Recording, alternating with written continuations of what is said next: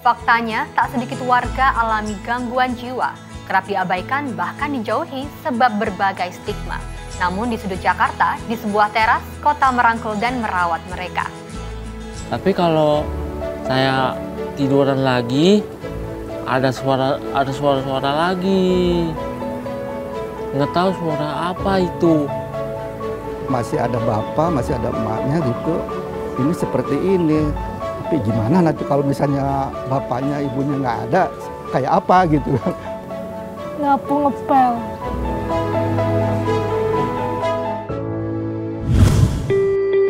Ya, supaya nggak jadi marah, hitungnya 1 sampai 10. Ya, yuk sekarang kita rentangkan tangannya ke depan.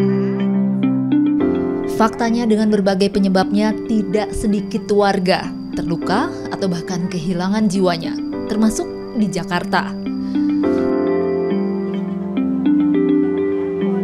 Faktanya pula, orang-orang dengan masalah kejiwaan, juga keluarganya, tak jarang pilih diam atas nama malu hingga juga takut akan stigma, membuat yang membutuhkan kian jauh dari penanganan, juga harapan akan kesembuhan.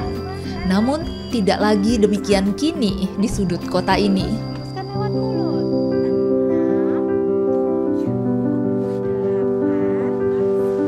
Firman misalnya bersama sejumlah warga yang tengah pula berkondisi serupa dengannya, mendapat perhatian, mendapat jalan, mendapat perawatan. Dalam kesederhanaan, ditemani juga keluarganya, jiwanya yang kondisinya tidak baik-baik saja, diupayakan kembali sembuh seperti sedia kala. Saling sokong, semua turut mendorong. Buat Firman juga warga dengan gangguan jiwa lainnya yang tengah berupaya memenangkan pertempuran dengan dirinya sendiri ataupun berupaya menemukan dirinya lagi. Saya senang kerja di sini karena banyak ketemu orang-orang baru, banyak kunjungan dari KP-KP, sama banyak teman baru juga. Suka lucu, suka lihat lagi bicara sendiri, berkelainan nih perilakunya. Nggak seperti orang waras pada umumnya. Suka lucu, ketawa.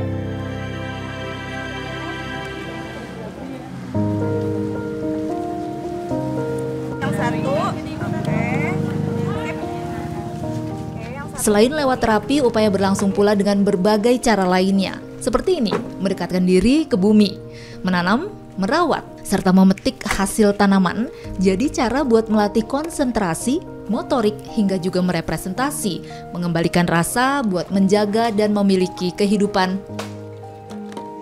Pasien yang sudah lebih membaik kondisinya mendapat latihan, juga tanggung jawab yang lebih. Tetap sederhana seperti halnya kegiatan sehari-hari yang bisa dilakukan di teras rumah, namun buat mereka pekerjaan sederhana pun bisa jadi kompleks. Melakukannya bersama-sama bertujuan pula melatih kembali bersosialisasi. Saya setiap hari minum obat sehari sekali. Setelah itu saya mengikuti teras jiwa hampir setiap minggu, setiap bulan sekali. Setelah itu badan saya agak sehat dan terus-terusan, dan kemudian agak berkurang selama ini. Dan selama mengikuti teras jiwa, akhir-akhir ini badan saya sehat selalu dan tambah bersemangat. Saya senang, saya suka, banyak teman-temannya. Iya, kalau nggak ada teman-temannya, jadi saya sepi. Iya. Di balik mimik serius, namun ada juga bicara yang masih terputus. Dengan berbagai kegiatan bersama teman-teman, Billy misalnya merasa tenang dan senang. Di sini merasa adalah sesuatu yang berharga. Tapi kalau asal itu saya nggak bisa tidur. Tahu, kepala saya pusing. Iya, kalau lu tiduran katanya nggak boleh tidur.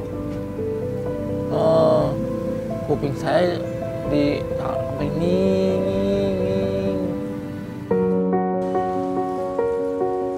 Meski tidak jarang mendapatkan stigma negatif atas kondisi yang dialami, tidak sedikit warga yang terjebak dalam situasi ini menyimpan harap buat diterima atau sekedar dimengerti, pun keluarganya. Ikin misalnya, lelaki ini sempat bingung menangani dan mencari jalan sembuh bagi sang putri. Keluarga saya itu ya kebetulan satu punya anak 3. Nah begitu menginjak mau umur 4 tahun, kebetulan satu pernah kecelakaan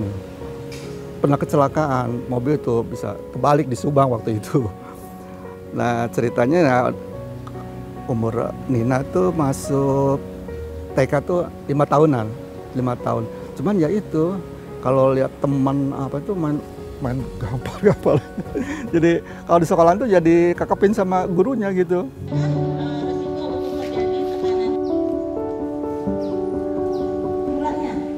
Teras Jiwa menjadi satu lagi cara kota menjaga warganya.